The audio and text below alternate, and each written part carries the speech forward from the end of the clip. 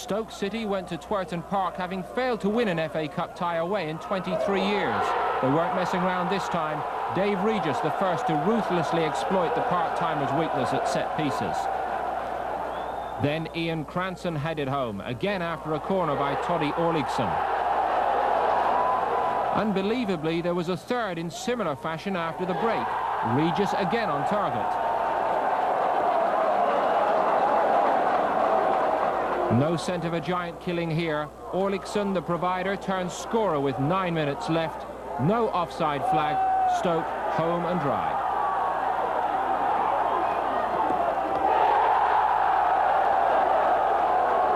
And Stoke even able to afford to give away a consolation goal for Paul Chenoweth on the stroke of full time. A fitting way for a marvellous cup run to end.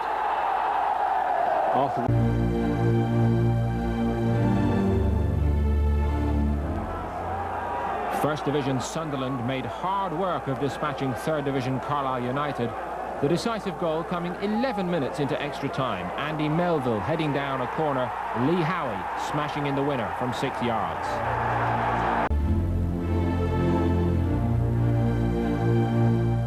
Ipswich Town may have felt rather fortunate to go to the break 1-up against Swindon. Gavin Johnson's shot parried by Nicky Hammond. Mick Stockwell following up to score his second of the season. And after Ipswich had missed a string of chances, Swindon drew level. Jan Erge Fjortoft at last scoring his first of the season just before returning home to Norway. But an extra-time calamity seemed to sum up Swindon's whole season. Hammond completely missing his kick. Ian Marshall as surprised as anybody to be presented with the winner. Swindon always show plenty of spirit, but time and again this season they're proving masters of their own downfall.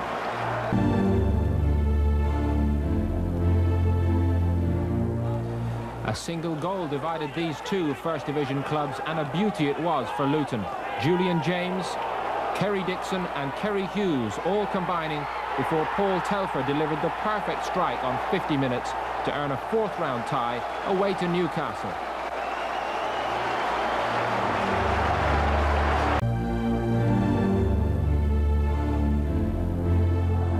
The possibility of a giant killing was made more likely by desperate conditions at Vale Park, and the only goal went to a proven poacher, Bernie Slavin, finishing off a set piece on 18 minutes.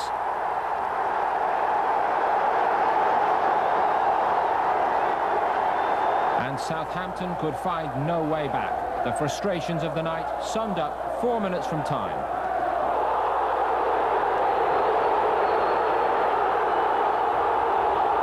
Tommy Widrington going wildly over the top on John Jeffers. An immediate red card followed. Southampton's season in ruins, and there was to be no miracle. All that's left for the Saints now is a fight against relegation. But Port Vale left to prepare for a local derby in the fourth round against Wolves.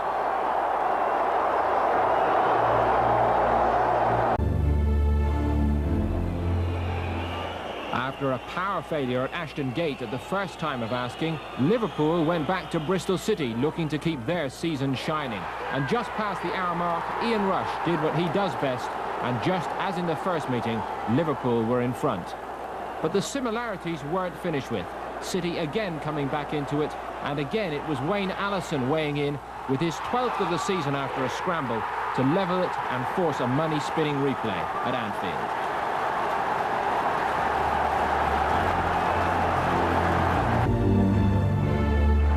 Chelsea had been just a little bit fortunate in their first meeting against Barnet. A different story in the second meeting at Stamford Bridge. Glenn Hoddle's brother Carl losing possession in midfield, and Craig Burley's stylish drive setting Chelsea on their way on the half-hour mark. A minute before the break, it was 2. Gavin Peacock timing his burst into the box to perfection and touching it home from a narrow angle. 3 minutes after the break, any thoughts of a Barnet comeback were extinguished as Mark Steen seized on a ball deflected his way by Mark Newson to make it 3 on the night. Steen's 7th in 7 games. And Chelsea were strolling home now. Neil Shipperley running onto Frank Sinclair's pass to make it 4. Chelsea unbeaten in 6 with a cup classic in round 4 against Sheffield Wednesday.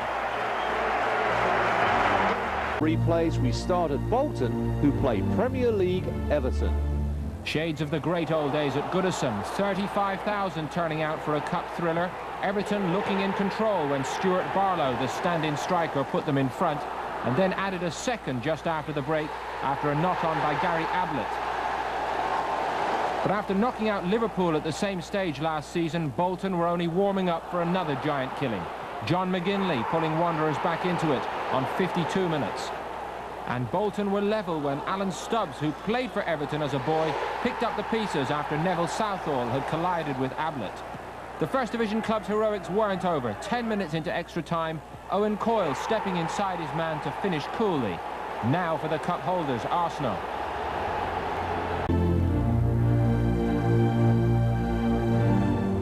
At Ayresome Park, Middlesbrough started warm favourites against Cardiff, but the Division 2 strugglers were fired up for this one.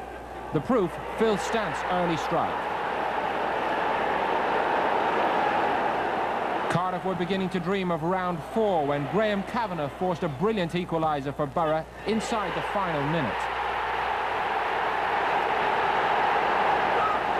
Into extra time and Borough dominating, they'll feel very aggrieved that the referee failed to give them a goal. Paul Wilkinson's header, helped on by Robbie Mustoe, and though Mark Azelwood clears, it appears to be from well behind the line.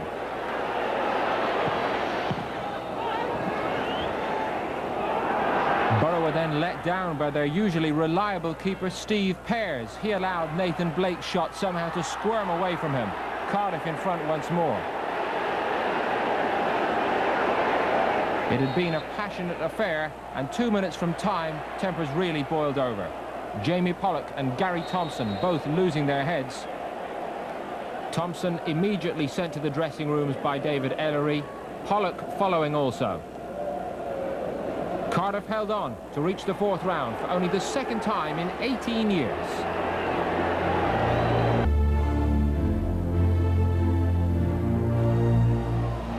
On paper, Sheffield Wednesday's trip to Nottingham Forest looked a tough one for last year's finalists, but they weathered a first-half storm, and after the break, Andy Pearce drilled home the opener for Wednesday, capitalising on some poor Forest defending.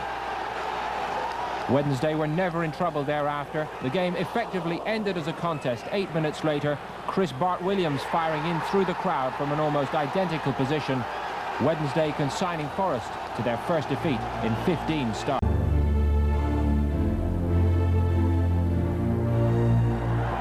Portsmouth and Blackburn Rovers produced a cup classic in their first meeting, a 3-3 draw at Ewood Park. Since then, Portsmouth have forced a draw at Old Trafford in a League Cup tie. Expectations were high then for this replay with Blackburn Rovers. Describing the action from Fratton Park, Alan Parry.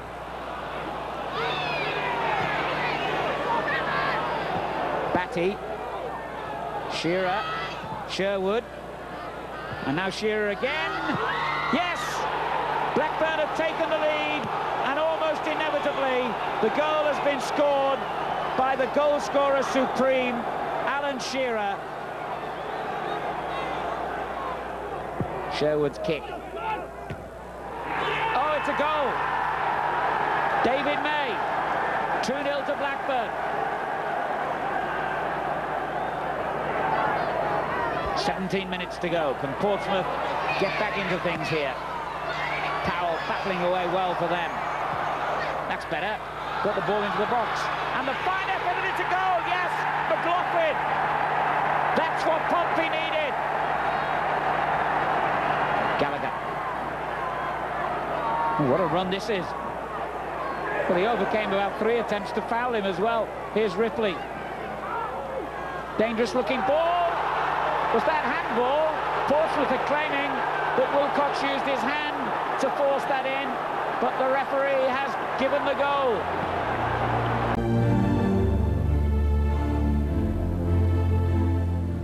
Tottenham Hotspur's season was in danger of falling apart completely if they lost at home to Peterborough. Nicky Barmby settled early Spurs' nerves, capitalising on the error by the Peterborough keeper Fred Barber. Peterborough, who were just 4 minutes away from a shock in the first meeting, equalised on 24 here. Ian Walker fumbling, Ken Charlery applying the finish. A further 96 minutes of football couldn't separate the sides, so it was down to the penalty shootout. With the scores tied at 3 apiece, it was the turn of the 16-year-old Andy Furnell. Not for the first time, Ian Walker a hero for Spurs. And Steve Sedgley confirmed the victory by slotting the final penalty. Spurs through, but spare a thought for Peterborough.